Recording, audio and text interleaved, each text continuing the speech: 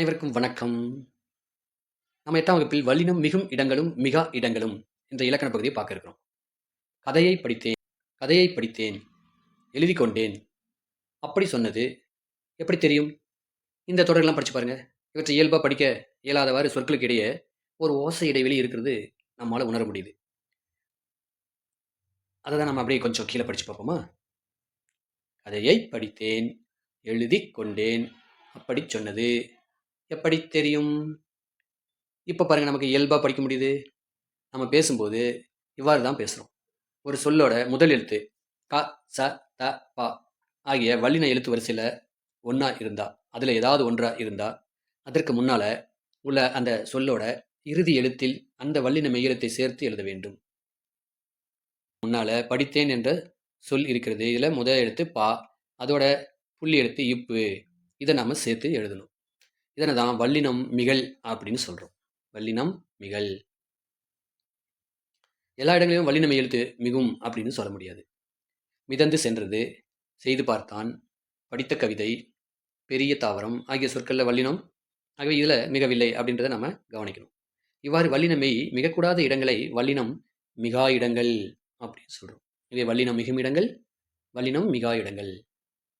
வல்லின மெய்களை சேர்த்து எழுதுவதன் நோக்கம் என்ன அப்படின்னா, படிக்கிறதுக்கு எளிமையாக இருக்க வேண்டும் அப்படின்றது தாங்க. செய்திகளில் கருத்து பிழையோ பொருள் குழப்பமோ ஏற்படாமல் இருப்பதற்கும் இந்த வல்லினம் மிகுதலும் மிகாமையும் நமக்கு உதவியாக இருக்கிறது. மண்வெட்டி கொண்டு வா, மண்வெட்டி கொண்டு வா அப்படின்னு ஒரு தொடரை வல்லினம் மிகாமலும் அதே தொடரில் வல்லினம் மிகுந்தும் வரும் பொழுது பொருள் வேறுபடுது. இப்போ முதல் தொடரில் மண்வெட்டி கொண்டு வா, அப்போ மண்வெட்டியே எடுத்து வா என்று பொருள். இரண்டாவது தொடரில் வல்லினம் மிகுந்து வருது. இதில் மண் வெட்டி கொண்டு வா, மண் வெட்டி கொண்டு வா, மண்ணை வெட்டி எடுத்து வா என்று பொருளை தருகிறது. இவ்வாறு பொருள் தெளிவை ஏற்படுத்தவும் வல்லினம் மிகுதல் உதவுகிறது. எனவே மண் வெட்டியே எடுத்துகிட்டு வரணுமா இல்லை மண்ணை வெட்டி எடுத்துகிட்டு வரணுமா அப்படின்றத இந்த வல்லினம் மிகுதல் மிகாமையில் நமக்கு பொருள் தருகிறது. வல்லினம் மிக வேண்டிய இடத்துல மிகாமலும் மிகக்கூடாத இடத்துல வல்லின மெய்யிட்டு எழுதுவதும் தவறு. இதனை நம்ம என்ன சொல்கிறோம் அப்படின்னா சந்திப்பிழை அப்படின்னு சொல்கிறோம். இதற்கு இன்னொரு பேர் இருக்குது, அது ஒற்றுப்பிழை என்று கூறுகிறோம். வல்லினம் மிகும் இடங்கள் அந்த இந்த என்னும் சுட்டு திரிபுகளை சுட்டி காட்டக்கூடிய சொற்கள். இந்த சுட்டு திரிபுகளை அடுத்து வல்லினம் மிகும். இதெல்லாம் நம்ம வாய்ப்பாடு மனப்பாடம் என்ற மாதிரி மனப்பாடம் செய்து வைத்துக் கொள்ள வேண்டும். அந்த இந்த என்ற சொல்லின் பின் வல்லினம் மிகும். இது சுட்டு திரிபு. அந்த இந்த என்ற சொல்லை சுட்டு திரிபுன்னு சொல்லுவோம். பாருங்க, அந்த பக்கம் நடுவில் வல்லினம் மிகுது, இப்பு வருது. இந்த கவிதை நடுவில் கவிதையோட கா எழுத்துல புள்ளி எழுத்து, காக்கு புள்ளி எழுத்து இக்கு வந்திருக்குது. இந்த கவிதை என்று மிகுந்து வரும், வல்லினம் மிகுந்து வரும். எந்த என்னும் வினா திரிபு, இது வினாச்சொல், இது வினா திரிபு அப்படின்னு சொல்றோம். இந்த இடத்துல இதுலயும் எந்த என்னும் வினா திரிபை அடுத்தும் வல்லினம் மிகும்.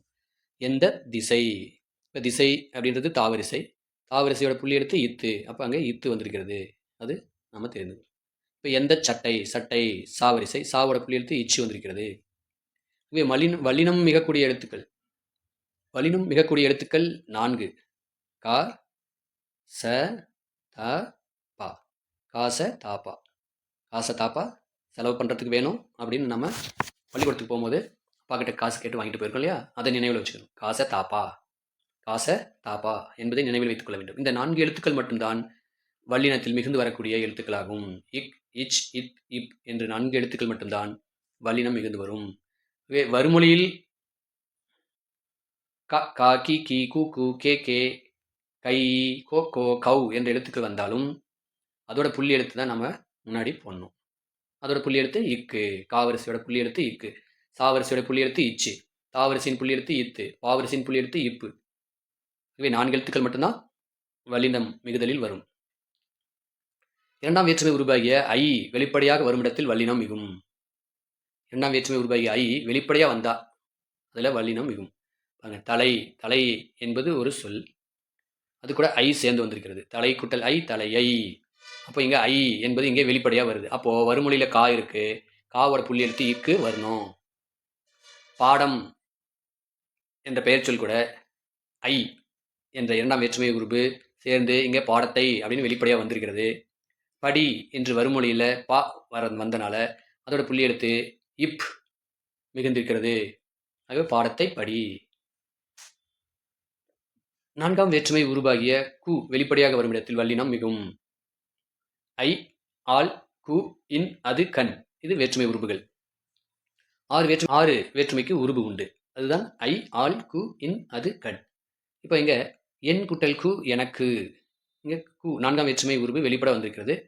தெரியும் என்ற வருமொழியின் முதல் எழுத்து தே, தாவரிசை, அதோட புள்ளி எழுத்து இத் வந்திருக்கிறது, மிகுந்து வந்திருக்கிறது. அவன் குட்டல் கு அவனுக்கு 4ஆம் வேற்றுமை உருபு சேர்ந்து வெளிப்பட வந்திருக்கிறது. வருமொழியில் பி, பா வரிசையில் பி வந்திருக்கிறது. அவை பா வரிசையின் புள்ளி எழுத்து இப் மிகுந்து வந்திருக்கிறது. அவனுக்கு பிடிக்கும். அடுத்ததாக இகரத்தில் முடியும் வினையச்சங்களை அடுத்து வல்லினம் மிகும். இகரத்தில் முடியும் வினையச்சங்களை அடுத்து வல்லினம் மிகும். இகரத்தில் முடியும் வினையச்சம் அப்படின்னா பாருங்க, எழுதி, தீ, இந்த தீ இத்து குட்டல் ஈ, இப்போ இகரத்தில் முடியும் எழுதி, அப்போ இகரத்தில் முடியுது. அப்போ இங்க வல்லினம் மிகும். வருமொழியில பா வரிசையில் இருக்கக்கூடிய பார்த்தால் என்ற சொல் வந்திருக்கிறது. ஆகவே பாவின் புள்ளி எழுத்து இப் மிகுந்து வந்திருக்கிறது. இவை எழுதி பார்த்தால். ஓடி, டி, இட் குட்டல் இ, டி. இப்போ இகரத்தில் முடிந்திருக்கிறது. நிலைமொழி இகரத்தில் முடிஞ்சிருக்குது. இப்போ வருமொழியில் கா முதல் எழுத்தாக இருக்குது. அதோட புள்ளி எழுத்து இக்கு மிகுந்து வந்திருக்கிறது. உகரத்தில் முடியும் வினையச்சங்கள் வன்தொடர் குற்றியல் உகரமாக இருந்தால் மட்டும் வல்லினம் மிகும். உகரத்தில் முடியக்கூடிய வினையச்சம் வன்தொடர் குற்றியல் உகரமாக இருந்தால் தான், அப்போதான் வல்லினம் மிகும். பாருங்க, பெற்றுக்கொண்டேன். அப்போ கூசூடு தூப்புரு, அதுதான் வன்தொடர் குற்றியல் உகரம். குசுடு தூப்புரு. அப்போ இங்கே ரு வந்திருக்கிறது. வருமொழியில் கோ இருக்கிறது, காவரிசை, அதோட புள்ளி எழுத்து இக் மிகுந்திருக்கிறது. இப்போ பெற்றுக்கொண்டேன். படித்து வன்தொடர் குற்றியல் உகர து, கூசூடு தூப்புரு, து வந்திருக்கிறது. வருமொழியில் பார்த்தார் என்பதில் பா வரிசை வந்திருக்கிறது. அதோட புள்ளி எழுத்து இப் மிகுந்து வந்திருக்கிறது. படித்து பார்த்தார். எதிர்மறை பெயரெச்சத்தின் இறுதியில் இது கெட்டு வருவது ஈறுகெட்ட எதிர்மறை பெயரெச்சம் ஆகும். இதில் வல்லினம் மிகும். செல்லாத காசு, செல்லாத காசு. லாக்கு பிறகு வர வேண்டிய தா கெட்டுவிட்டது. வருமொழியில கா இருக்கிறது. அதோட புள்ளி எழுத்து இக்கு மிகுந்து செல்லா காசு என்று வருகிறது. இவ்வாறு வருவது ஈறுகெட்ட எதிர்மறை பெயரெச்சம். எழுதாத பாடல், இங்கும் தா கெட்டு வருமொழியில் வந்த பா வரிசையின் புள்ளி எழுத்து இப்பு மிகுந்து எழுதா பாடல் என வந்திருக்கிறது. இது ஈறுகெட்ட எதிர்மறை பெயரெச்சம். ஓடா குதிரை, ஓடாத குதிரை என்பதில் தா கெட்டு குதிரை காவரிசை, அதோட புள்ளி எழுத்து இக் மிகுந்து ஓடா குதிரை என மிகுந்து வருவது ஈறுகெட்ட எதிர்மறை பெயரெச்சம் ஆகும். இது ஈறுகெட்ட எதிர்மறை பெயரெச்சத்தில் வல்லினம் மிகும். இப்படி எங்கெங்கு வல்லினம் மிகும் என்பதை நாம் மனப்பாடம் செய்து வைத்துக் கொள்ள வேண்டும். வாய்ப்பாடு மாதிரி மனப்பாடம் செய்து கொள்ள வேண்டும். அடுத்ததாக பாருங்க, ஓமை தொகையில் வல்லினம் மிகும். மலர் பாதம், மலர் போன்ற பாதம். இங்கே தொகை என்றால் தொக்கி, மறைந்து. இப்போ போன்ற என்ற சொல் இங்கே மறைந்து வந்திருக்கிறது. ஆகவே இது உவமை தொகை. வருமொழியில் பாதம் என்ற சொல் வருகிறது. பாதம் பாவரிசை, அதோட புள்ளி எடுத்து இப்பு மிகுந்து வந்திருக்கிறது. ஆகவே இது வல்லினம் மிகுந்து வந்த சொல். உவமை தொகையில் வல்லினம் மிகும். தமிழ் தாய், வருமொழியில் தா இருக்கிறது. அதோட புள்ளி எழுத்து இத்து மிகுந்து தமிழ் தாய். ஆகவே ஓமை தொகையில் வல்லினம் மிகும். உருவகத்தில் வல்லினம் மிகும். தமிழ் தாய், தமிழை போன்ற தாய், தமிழ், தாயை போன்ற தமிழ் என்று பொருள். அதை அப்படியே பின்னால் இருக்கிற சொல்லை எடுத்து முன்னாடி போட்டோம்னா அதுதான் உருவகம். தமிழ் தாய், தமிழே தாய் என்று இதற்கு பொருள்.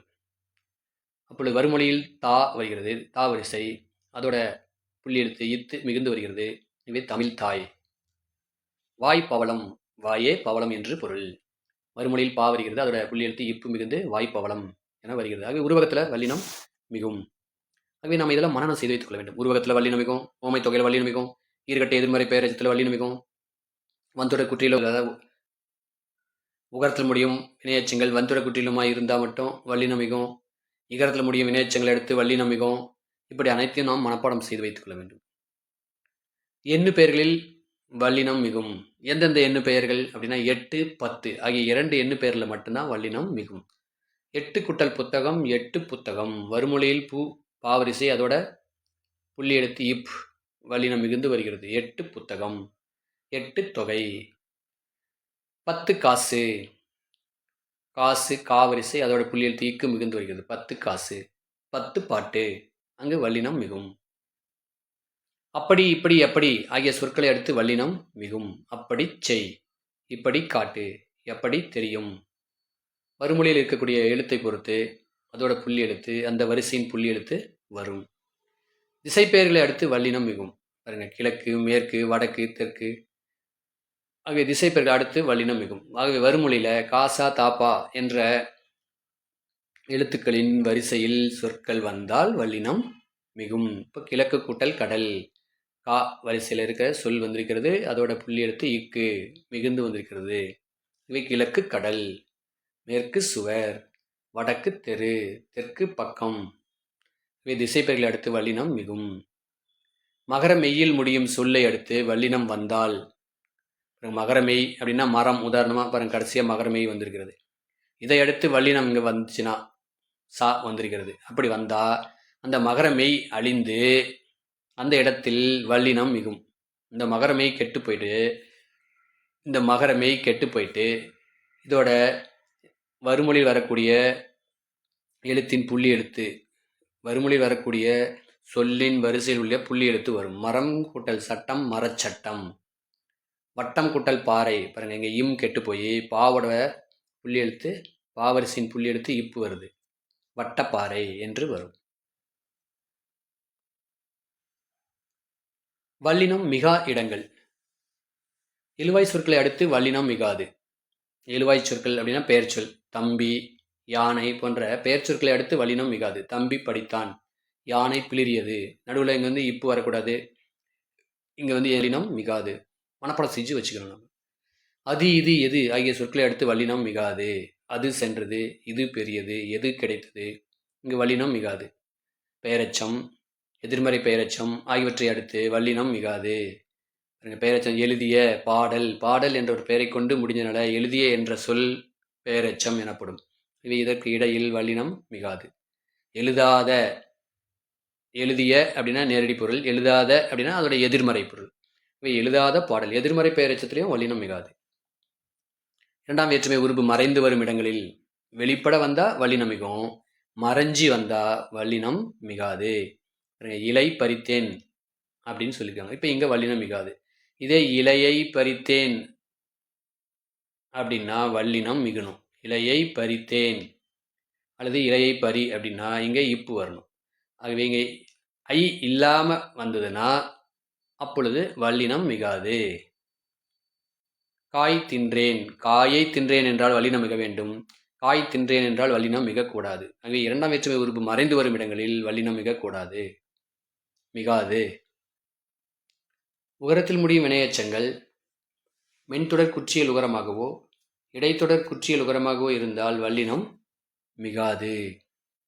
உகரத்தில் முடியுது, தின்று, இரு குட்டல் உ, தின்று.